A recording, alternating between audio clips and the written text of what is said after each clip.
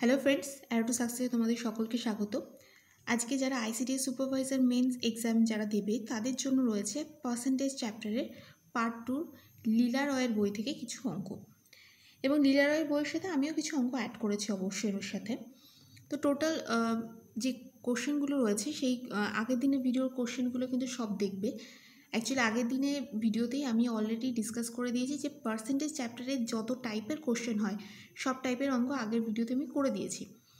আজকে আরও বেশ কয়েকটা অঙ্ক রয়েছে, টোটাল 6টা অঙ্ক রয়েছে, এবং আমি যতটা সম্ভব তাড়াতাড়ি করার চেষ্টা করব যাতে তোমাদের আর টাইম ওয়েস্ট না হয়। আমি ভিডিও লেন্দি করছি না কারণ তোমাদের এখন সময় ভীষণ কম, আর তোমাদের যেহেতু ফোর্থ পেপারে 100 মার্কস আছে, তো ফোর্থ পেপারে কিন্তু বেশি করে ফোকাস করো, এটাই কিন্তু স্কোরিং পেপার।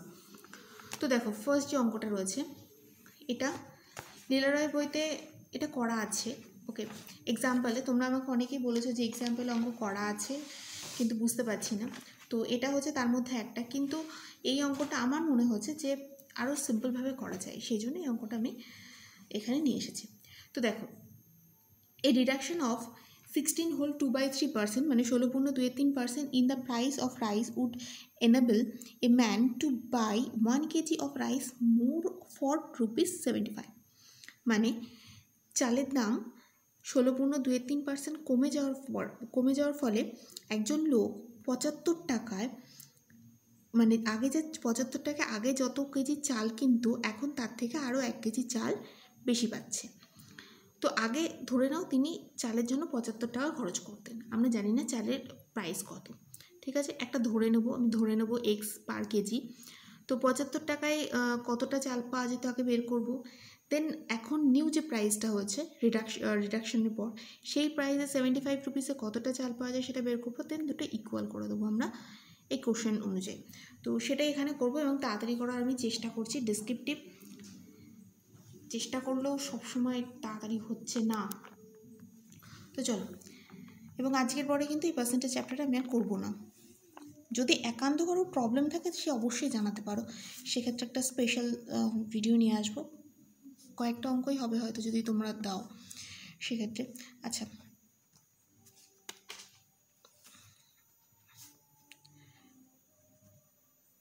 আমি ধরি চালের দাম এক্স টাকা পার কেজি, মানে কি 1 কেজি চালের দাম, অতএব 1 কেজি চালের দাম এক্স টাকা। ওকে, দেন আমি যদি ঘুরিয়ে লিখি, এই জিনিসটা ঘুরিয়ে লিখি, দেখো এইভাবে না লিখে এই জিনিসটাকে ঘুরিয়ে লেখো, সুবিধা হবে। কী হবে, এক্স টাকায় পাওয়া যায়, অঙ্কের জন্য বলছি কিন্তু, পাওয়া যায় 1 কেজি চাল। ওকে, জাস্ট ঘুরিয়ে দিলাম, তাহলে 1 টাকায় কত হয়ে যাবে 1/x কেজি চাল। দেন 75 রুপিসে কত হয়ে যাবে, 75 রুপিসে পাওয়া যাবে কত 75/x কেজি চাল। ওকে, আচ্ছা, চালের দাম কত পার্সেন্ট কমেছে, 16 হোল 2/3% কমেছে। তাহলে অতএব নতুন দাম কত হয়ে যাবে এখানে, দেখো আগে কত ছিল, এক্স টাকা ছিল, তার থেকে এক্সের 16 হোল 2/3% মাইনাস করবো আমরা, ঠিক আছে। তো এইটা আমি একটু সাইডে এরকম এই জায়গাটা করে দেখাচ্ছি, তারপর মেন অঙ্কটা এখানে যাতে একসাথে হয়। তো এখান থেকে দেখো এক্স মাইনাস এক্স ইন্টু 3 × 48 49 মানে 50 হয়ে যাবে 50/3। এখানে পার্সেন্টেজ আছে সেই জন্য 100টা নিচে দিয়ে দিলাম, 50 দিয়ে 100কে কাটলাম, আমি এখানে 2 হয়ে যাবে। তাহলে এক্স মাইনাস এখানে হয়ে যাবে এক্স, 3 দুগুণে কত 6। তো এখান থেকে দেখো কি চলে আসবে 6 হয়ে গেল, দেন 6x minus x equal to 5x/6, ঠিক আছে। এটা হয়ে যাবে এখন নতুন দাম, ঠিক আছে। তাহলে অতএব এখন এখানে দেখতে পাচ্ছ কি আছে 5x/6, তাহলে এখন 5x/6 টাকায় পাওয়া যায় 1 কেজি চাল। দেন 1 টাকায় পাওয়া যায় 1/5x/6 হতো, সেই 6টাকে আমি ওপরে দিয়ে দিচ্ছি। ওকে, এখানে ডট দিয়ে দিলাম। দেন 75 রুপিসে কত হয়ে যাবে 6/5x, 75টা কোথায় হয়ে যাবে এখানে ইন্টু হয়ে যাবে। ওকে, তোর প্রশ্ন অনুসারে কি এখন যে চালের কোয়ান্টিটি সেটা আগেরটার থেকে কত আগেরটার সঙ্গে যদি 1 যোগ করে দিই, মানে তার সাথে যদি আগেরটার সঙ্গে যদি 1 কেজি যোগ করে দিই, তাহলে এখনটা যত পাচ্ছি, এখন আমি যত কেজি চাল পাচ্ছি, তাহলে আগেরটার সাথে সেটা ইকুয়াল হয়ে যাবে। তার মানে আমি যেটা বলছি সেটা কী হয়ে যাবে, অতএব 6/5x ইন্টু 75 ইকুয়াল টু, এখন কী হচ্ছে, আগের থেকে আরও বেশি কোয়ান্টিটি, 1 কেজি বেশি কোয়ান্টিটি পাচ্ছে। তাহলে আগে কত পেতো, 75/x, তাহলে 75/x তার সঙ্গে যদি 1 যোগ করে দিই তাহলে এটা হয়ে যাবে। সিম্পল জাস্ট ক্যালকুলেশন করব, তোমরা নিজেদের মতো ক্যালকুলেশন অবশ্যই করতে পারো। এটা কত হয়ে যাবে, 15, 6 ইন্টু 15 হয়ে যাবে 90/x, এখানে দেখো x এলসিএম হয়ে যাবে, দেন 75 প্লাস এখানে হয়ে যাবে x ক্যান্সেল হয়ে যায়। এবার দেখো আমি যদি শুধু এখানে x রাখি, তাহলে 90 আর 75টা এপাশে চলে এলো, দ্যাট মিনস আমাদের x ইকুয়াল টু কত হয়ে যাবে, 15। অতএব চালের দাম কত, 15 টাকা পার কেজি। ওকে, নেক্সট কোশ্চেনে চলে আসি। আচ্ছা, নেক্সট কোশ্চেন, এটা কোশ্চেন নাম্বার 2, ঠিক আছে। কোশ্চেন নাম্বার 2, এটা হচ্ছে কি আছে, the salary of a worker was first increase by 10% and thereafter decrease by 5%। তাহলে আমরা ধরে নিই, যদি স্যালারি ধরি প্রথমে স্যালারি ছিল কত, প্রথমে স্যালারি ছিল 100 টাকা।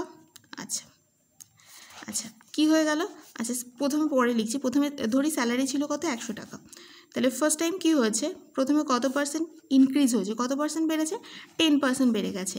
বলেছে একজনের স্যালারি যা ছিল প্রথমে কি হলো, 10% বাড়ানো হলো, and thereafter decrease by 5%, এবং তারপর কি হয়ে গেল, তার স্যালারি 5% কমিয়ে দেওয়া হয়ে গেল। তাহলে what was the change in his salary, তার মানে তার স্যালারিতে কতটা পরিবর্তন হলো, প্রথমে তো 10% বাড়ানো হয়েছিল, এখন আবার কমিয়ে দেওয়া হয়েছে, তাহলে আলটিমেটলি চেঞ্জ কতটা হলো। ধরি স্যালারি ছিল কত, 100 টাকা, তাহলে প্রথমে 10% কমলে স্যালারি কত হবে,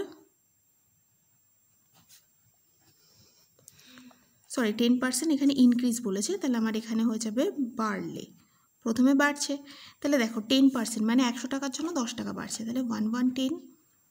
ওকে, দেন কত বলেছে, 5% কী হয়েছে, ডিক্রিজ হয়েছে, তাহলে 5%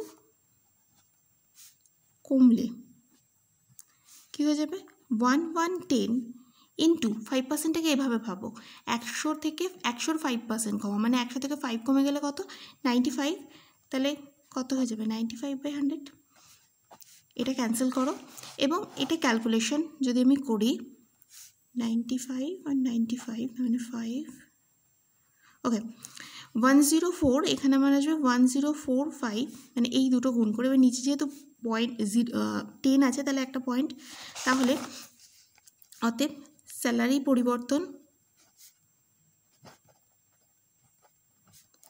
পরিবর্তন হয়েছে, দেখো আগে ছিল 100, এখন 104.5, তাহলে পরিবর্তন হয়েছে কত, 104.5 মাইনাস 100 ইকুয়াল টু কত, 4.5%। ওয়াই পার্সেন্ট, বিকজ আমাদের অঙ্ক কিন্তু পার্সেন্টেজেই আছে, এবং আমি 100 ধরে নিয়েছিলাম, তোমার অ্যান্সার কিন্তু পার্সেন্টেজেই থাকবে। ওকে, তো নেক্সট কোশ্চেনে চলো মুভ করি আমরা। আচ্ছা, নেক্সট কোশ্চেনটা কিন্তু খুব ইম্পর্টেন্ট, এটা লিলারয়ের বই থেকেই নেওয়া হয়েছে, মানে লিলারয়ের বইতে তো সবই প্রিভিয়াস ইয়ারের কোশ্চেন, তো এটাও প্রিভিয়াস ইয়ারের, WBCS-এর প্রিভিয়াস ইয়ারের কোশ্চেন। আমার মনে হয়েছে এটা এক্সারসাইজে আছে, তো আমার মনে হলো এটা হয়তো তোমাদের একটু করতে অসুবিধা হতে পারে, ওই জন্য আমি করিয়ে দিচ্ছি। আচ্ছা, এক্সারসাইজের 2-1টা অঙ্কের কিন্তু অ্যান্সার একটু ভুল আছে, আমাকে কমেন্ট সেকশনে একজন দিয়েছিল একটা অঙ্ক, তো আমি তারটা করে দিয়েছি, এবং তারটারও কিন্তু অ্যান্সার ভুল ছিল, তো আমি তাকে সঠিকটা করে দিয়েছি, এবং সেও এগ্রি করেছে, হ্যাঁ তারও ওই অ্যান্সার এসছে। যাই হোক, এই কোশ্চেনটা দেখে নাও, এটা সম্ভবত লীলারয়ের বইয়ের 3 নম্বরই অঙ্ক, আমার যতদূর মনে পড়ছে। তো কি দেওয়া আছে, at a football match A contractor provide tea for 24 persons and fix the price so as to gain 12.5% upon his total outlay। বলেছে একটা ফুটবল ম্যাচ, সেখানে একজন কন্ট্রাক্টরকে দায়িত্ব দেওয়া হলো যে সে 24 জন পার্সনকে টি সার্ভ করবে, এবং সে এমনভাবে দামটা ফেললো পার কাপ হিসাবে ধরে নাও, তাতে মানে সে যত টাকা আয় করবে 24 জনাকে সেটা টিটাকে সার্ভ করে, সেটা কী হবে, তাতে কী হবে, তার 12.5% লাভ হবে। এবার কি হলো, যেদিন ম্যাচ হচ্ছে সেদিনকে 3 of players being absent, the remaining 21 paid the fixed price for their tea. তো সেই দিন 3 জন অ্যাবসেন্ট থাকলো, যার ফলে 21 মানে 21 জন রয়েছে। তো 21 জনকে সে টি সার্ভ করলো এবং সে যে দামটা ফেলেছিল সেই দামটাই 21 জনের হিসাবে তাকে পে করা হলো। কিন্তু তাতে দেখা গেল, এই জায়গাটায় তোমার কনফিউশন হতে পারে, সেই জন্য আমি অঙ্কটা এনেছি। And as such the conductor lost rate 1। Rate 1 মানে তার 1 টাকা লস হলো, এটা মাথায় রাখবে। রেট 1 যখন বলেছে, রেট 1 রুপিস 1, 1 টাকা লস হয়েছে, 1% নয় কিন্তু 1 টাকা লস হয়েছে। Determine the charge for the T per head. তাহলে বের করো যে প্রত্যেক কাপ চায়ের দাম কত ছিল। ঠিক আছে, তো দেখো, ধরি প্রত্যেক কাপ চায়ের বিক্রয় মূল্য ছিল x টাকা, মানে সে যে দামটা ধার্য করেছিল সেটা x টাকা। তাহলে 24 জনের জন্য সে কত টাকা ধার্য করেছে? 24x ধরে নিয়েছিল, সে 24x টাকা পাবে। তাহলে আচ্ছা 24x টাকা পাবে এবং তার জন্য কী হবে? তার 12.5% লাভ হবে কন্ট্রাক্টরের। তো অর্থাৎ আমি এখানটায়, এটা পার্সেন্টেজের অঙ্ক চ্যাপ্টারের আমি জানি, কিন্তু আমার মনে হয়েছে এটা যদি আমি প্রফিট লসের ফর্মুলা এখানে অ্যাপ্লাই করি তাহলে সেক্ষেত্রে অঙ্কটা তাড়াতাড়ি হবে। সেই জন্য প্রফিট লসের ফর্মুলা অ্যাপ্লাই করেছি, লিখে দিয়েছি, তোমরা ফর্মুলাটা তো জানোই। তো অর্থাৎ কী হচ্ছে? বিক্রয় মূল্য মাইনাস ক্রয় মূল্য বাই ক্রয় মূল্য, মানে যেটাকে আমি শর্টে বলতে পারি SP minus CP, sell price minus cost price by cost price into কি? ইন্টু 100 যদি লেখো তাহলে এখানটায় শুধু কি হয়ে যাবে? গেন। ঠিক আছে, বাট যদি এখানে 100 না লেখো, 100টা তো এখানে হয়, তখন সেখানে হয়ে যাবে গেন পার্সেন্ট। নিশ্চয়ই এই ফর্মুলার সাথে তোমরা পরিচিত আছো, প্রফিট লস চ্যাপ্টার করাবো যখন আর এই ফর্মুলাগুলো আরও ডিটেলসে বলে দেবো। তো বিক্রয় মূল্য এটা সেই লিখেছি আমি, ইন্টু 100 ইকুয়াল টু কী হয়ে যাবে? লাভ। এই ফর্মুলা থেকে পাই, দেখো বিক্রয় মূল্য কত? 24x, ক্রয় মূল্য যেভাবে আছে সেরকমই থাকলো। লাভের জায়গায় আমি কী করে দিলাম? 12.5, তো এখানে 12 × 2 24, আর এখানে 1 আছে, এখানে +1 25/2। দেখো পার্সেন্টেজ সেকেন্ড লাইনে কী করেছি? পার্সেন্টেজটা জাস্ট নিচে নামিয়ে দিয়েছি। এখানে কী করছি বলে দিচ্ছি, 24x বাই ক্রয় মূল্য, প্রথমটা এটা বাই এটা মাইনাস দিলাম, ক্রয় মূল্য বাই ক্রয় মূল্য ক্যান্সেল হয়ে গেল, কত হয়ে যাবে? 1। ঠিক আছে, তো এখানে ক্যান্সেল করে দেখো এটা এসছে কত? ওপরে তো কিছু নেই, 1/8, তার মানে 24 বাই ক্রয় মূল্য ইকুয়াল টু 1/8, -1টাকে ওপাশে নিয়ে গেছি, +1 হয়ে গেছে। 24x বাই ক্রয় মূল্য ইকুয়াল টু, এটা জাস্ট নর্মাল সলিউশন করেছি আমি, 9 বাই, এটা কত হয়ে যাবে? 9/8। ঠিক আছে, এই 9টাকে এবার কী করেছি দেখো, এটা কত হতো আমাদের? 9/8 হতো। তো এই লাইনটাকে এখানে না লিখে এই 9টাকে কোথায় নামিয়ে দিয়েছি? নিচে। 8টা কোথায় চলে যাবে? উপরে। দেখো 9টা নিচে নামিয়ে দিয়েছি, 8টা উপরে চলে গেছে। দেন 3 দিয়ে ক্যালকুলেশন করেছি, 3 আর এখানে 8, তার মানে ক্রয় মূল্য আমার কত দাঁড়াচ্ছে? 64x/3। ঠিক আছে, তো এখান থেকে একটা ক্রয় মূল্য দাঁড়ালো। এবার দেখো, যেহেতু 24 জনের স্থানে 21 জন উপস্থিত ছিল, সুতরাং 21 জনের চায়ের মোট বিক্রয় মূল্য, 21 জনের জন্য তাকে কত টাকা পে করা হলো? 21x, এবং তার জন্য কি তার 1 টাকা ক্ষতি হয়। 1 টাকা ক্ষতি হচ্ছে, তার মানে আসল ক্রয় মূল্য কত ছিল? 21x + 1। তার মানে এবার দেখো, এখানেও আমি ক্রয় মূল্য পেলাম, একটু আগে ওটাতেও ক্রয় মূল্য পেয়েছি। একটা অঙ্কে তো দুরকম ক্রয় মূল্য থাকতে পারে না, একটাই পসিবিলিটি আছে যে দুটো যে কস্ট প্রাইস বা ক্রয় মূল্য বলছে দুটোই কি সেম। তাহলে অতএব 64x/3 যেটা আগে এসেছিল ক্রয় মূল্য ইকুয়াল টু এই ভ্যালুটা জাস্ট ক্যালকুলেশন করেছি, 3 দিয়ে এটাকে মাল্টিপ্লাই করে দিয়েছি, দেন দেখতেই পাচ্ছ। তাহলে পার কাপটি সে কত মূল্য ধার্য করেছিল? 3 টাকা। ঠিক আছে, তো এবার দেখো কোশ্চেন নাম্বার 4। কোশ্চেন নাম্বার 4 কী দেওয়া আছে? 10% of total electorate in an election, মানে ভোটার মানে 10% যে ভোটার ছিল মোট একটা ইলেকশনে, নির্বাচনে 10% যে ভোটার ছিল তাদের did not caste there vote. মোট ভোটের 10% কাস্ট করা হলো না, মানে সেটাকে গণনা করা হলো না। আর 10% of vote polled were rejected, এবং 10% এবং বাকি যারা পড়ে থাকলো তার 10% কী করা হলো? রিজেক্ট করা হলো। এবার যে সাকসেসফুল ক্যান্ডিডেট সে কী করা হলো? 54% ভ্যালিড ভোট পেল এবং জিতলো কত ভোট দ্বারা? 1620 ভোট দ্বারা। What was the number the voters list? Total voter লিস্টে কতজন সংখ্যা ছিল সেটা বের করতে হবে। এটা খুব সিম্পল অঙ্ক, ওই জন্যই করে এনেছি। এক্সারসাইজে যেটা আছে সেটা বলে দিচ্ছি। ধরি মোট ভোটারের সংখ্যা কতজন? x জন। আচ্ছা, এটা কিন্তু লীলা রয়ের বইতে নয়, এটা না, এটা লীলা রয়ের বই ছিল এটা। আচ্ছা, লীলা রয়ের বই এক্সারসাইজটা আমি বলে দিচ্ছি। তো ধরে মোট ভোটারের সংখ্যা ছিল x জন। ওখানে যে ক্যালকুলেশনটা ছিল, আমার এই ক্যালকুলেশনটা মনে হয়েছে একটু ভালো করে করা যায়, ওই জন্য এই অঙ্কটা নিয়ে এসেছি এখানে। তো দেখো, মোট ভোটারের সংখ্যা x জন এবং তার থেকে 10% গণনা থেকে বাদ দেওয়া হলো। তার মানে গণনার যোগ্য ছিল 90%, 10% বাদ দেওয়া হচ্ছে 100%-এর মধ্যে ধরে নাও 90%। আর এবার আবার কি বলা হচ্ছে, গণনার যোগ্য ভোট থেকে আবারও কি 10% রিজেক্ট করা হলো, মানে 90% থেকে 10% রিজেক্ট করে দেওয়া হলো। তাহলে মোট ভোটের সংখ্যা কত হয়ে যাবে, মোট ভোটের বা ভোটারের সংখ্যা কত হয়ে যাবে, 90x/100, তার থেকে যেটা ছিল তার 10%। দেখো, জাস্ট সিম্পল ক্যালকুলেশন করেছি, এখানে দুটো জিরো ক্যান্সেল, এখানে দুটো জিরো ক্যান্সেল, দেন এখানেও 100, এখানেও 100, 100 এলসিএম হয়ে গেল, এখানে 90x আর এখানে 9x, মাইনাস করলে 81x/100। তাহলে আবার কি বলে দেওয়া আছে, বিজয়ী প্রার্থী কত পার্সেন্ট ভোট পেয়েছে, 54%, এবং কত ভোট দ্বারা জয়ী হয়েছে, 1620। তাহলে বিজয়ী প্রার্থী যদি 54% পায়, তাহলে পরাজিত প্রার্থী কত পার্সেন্ট পাবে, অবভিয়াসলি 46%। তাহলে বিজয়ী প্রার্থী কত পার্সেন্ট ভোট বেশি পেয়েছে, 54 - 46 = 8% ভোট বেশি পেয়েছে। এখান থেকে আমরা এবার কাজ করব। 84% ভোট বেশি পেয়েছে, তার মানে কি 84% ভোট অফ হচ্ছে টোটাল ভোটের 84% = 1620, যেটা দেওয়া আছে। আচ্ছা, আমাদের টোটাল ভোট কত ছিল দেখতেই পাচ্ছ, 81x/100। তাহলে আমি এখান থেকে বের করতেই পারে, অতএব 81x/100 ইন্টু 8% আছে ইকুয়াল টু কত হয়ে যাবে, 1620। দেন এখান থেকে এক্স মানে কত হয়ে যাবে, 1620 ইন্টু এখানে দুটো 100 নিচে আছে, ওপরে দিয়ে দিলাম, অ্যান্ড 81 ইন্টু 8। আচ্ছা, আশা করি এই ক্যালকুলেশন তো তোমরা করতেই পারবে।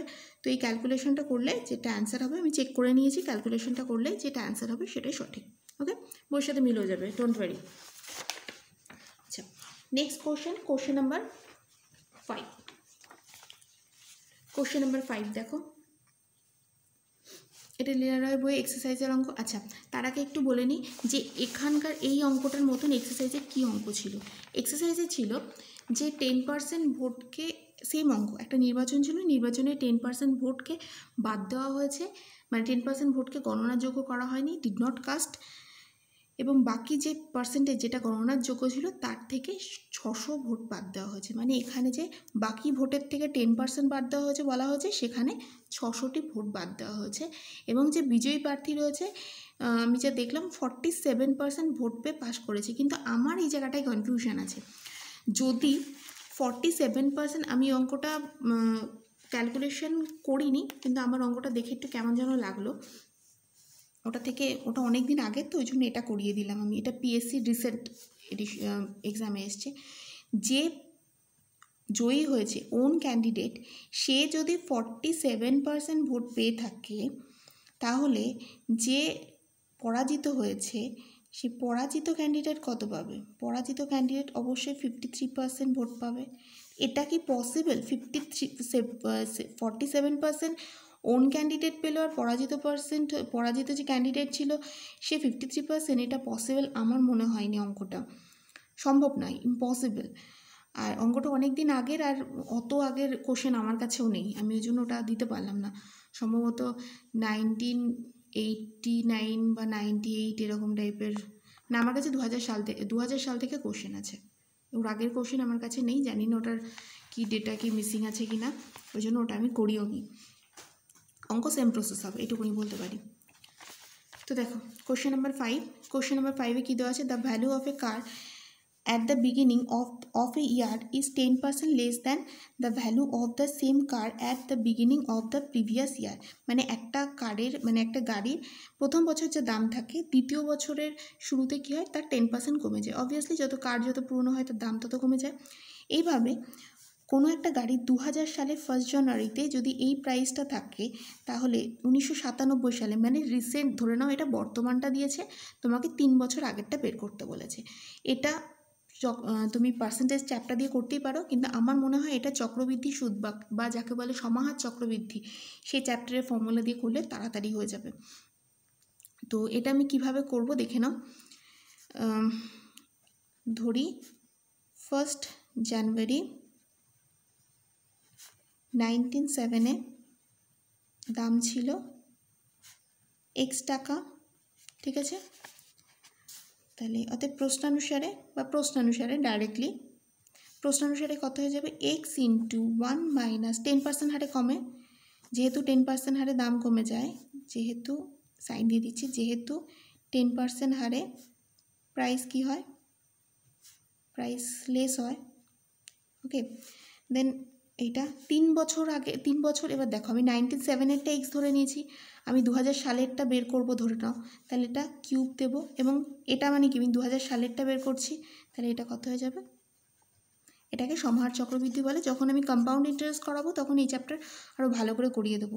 আচ্ছা, এখান থেকে কত হয়ে যাবে, 100 লসাগু হয়ে যাবে, এটা 100 মাইনাস 10 কিউব, এখানে 145,800, দ্যাট মিন্স এখানে এক্স, এখানে হয়ে যাবে 90/100 cube equal to 145,800, then x অর দিয়ে যাবে সবগুলো, এক্স ইকুয়াল টু কত হয়ে যাবে 145,800, দেখো এখানে 100 কবার 3 বার আছে, ওপরে দিয়ে দেবো 3 টাইমস হয়ে যাবে 100, এখানে 93 টাইমস হয়ে যাবে। দেন ক্যালকুলেশন করো, ক্যালকুলেশন করে এক্সের ভ্যালু বের করো, অ্যান্সার মিলে যাবে। আমি ক্যালকুলেটরে চেক করেছি, অ্যান্সার মিলে গেছে, বইয়ে যে অ্যান্সারটা দেওয়া আছে তার সাথে। এটা এক্সারসাইজের অঙ্ক ছিল।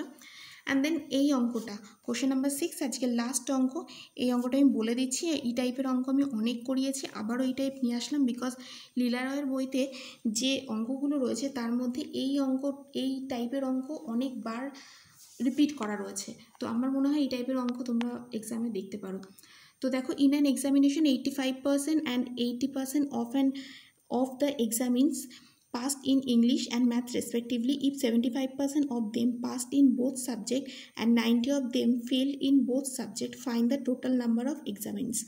মানে কোনো একটা পরীক্ষাতে 85% ইংলিশে পাস করেছে, 80% ম্যাথে পাস করেছে এবং 75% বোথ সাবজেক্টে পাস করেছে, আর যদি বোথ সাবজেক্টে ফেলের সংখ্যা থাকে 90, তাহলে এই পরীক্ষাতে টোটাল কত পরীক্ষার্থী ছিল। দেখো আমি লেখা তো আগের ভিডিও দেখলে বুঝতে পারবে। এটা ধরো ইংলিশ, এটা ধরো ম্যাথ, আমি বলে দিচ্ছি। দেখো পুরোটা কত আছে, পুরোটা কত আছে 85%, এবং বোথ কত আছে 75। তাহলে এই পোর্শনটা যেহেতু ইংলিশ, এখানে 75, তাহলে এখানে কভার করতে গেলে আমাদের কত করতে হবে 10, দেন এখানে 75 আছে কিন্তু টোটাল আমাদের 80 করতে হবে, দ্যাট মিন এটা 8%, ঠিক আছে। তাহলে এইভাবে অঙ্কটা লিখতেই পারো তোমরা। অঙ্কটা যে প্যাটার্নে লিখতে হবে সেই প্যাটার্নটা আমি দেখিয়ে দিচ্ছি। দেখো ভীষণ সহজ অঙ্ক, এই প্যাটার্নে তোমাদের লিখতে হবে। শুধু ইংলিশে পাস করেছে এভাবে 10%, দেন 5%, এ দেখো এখানে আমি করেছি, ঠিক আছে। তাহলে হচ্ছে যে কোনো বিষয়ে পাস করেছে, মোট উভয় বিষয় এবং যে কোনো একটি বিষয়ে পাস করেছে 90%, দেন অনুত্তীর্ণ হয়েছে কত পার্সেন্ট, এবং দেখো 10% মানে অনুত্তীর্ণ সংখ্যা, মানে অনুত্তীর্ণ, যদি উত্তীর্ণ পার্সেন্টেজ যদি 90 হয় তাহলে অনুত্তীর্ণ পার্সেন্টেজ কত হবে 10%। প্রশ্ন অনুসারে 10% ইকুয়াল টু 90, তাহলে 1% equal to 90/10 and 100% equal to 100, এখানে মাল্টিপ্লাই হয়ে যাবে, দেন 900, এটা হয়ে যাবে আমাদের অ্যান্সার। তাহলে টোটাল ক্যান্ডিডেট কত ছিল 900 বা 900 জন। ওকে, তো এই ছিল আজকের অঙ্ক। নেক্সট দিন আমি অন্য চ্যাপ্টার নিয়ে আসবো, তোমরা এই চ্যাপ্টার পুরো ভালো করে প্র্যাকটিস করো। কোনো অসুবিধা থাকলে কমেন্ট সেকশনে দাও। নেক্সট ভিডিও আগে যদি কমেন্ট সেকশনে সেরকম যদি কোনো কমেন্ট পাই তাহলে সেই অঙ্কগুলো আমি করিয়ে দেবো তোমাদের। ওকে, তো তোমাদের কেমন লাগলো আমাকে কিন্তু অবশ্যই জানাবে। ওকে, থ্যাংক ইউ।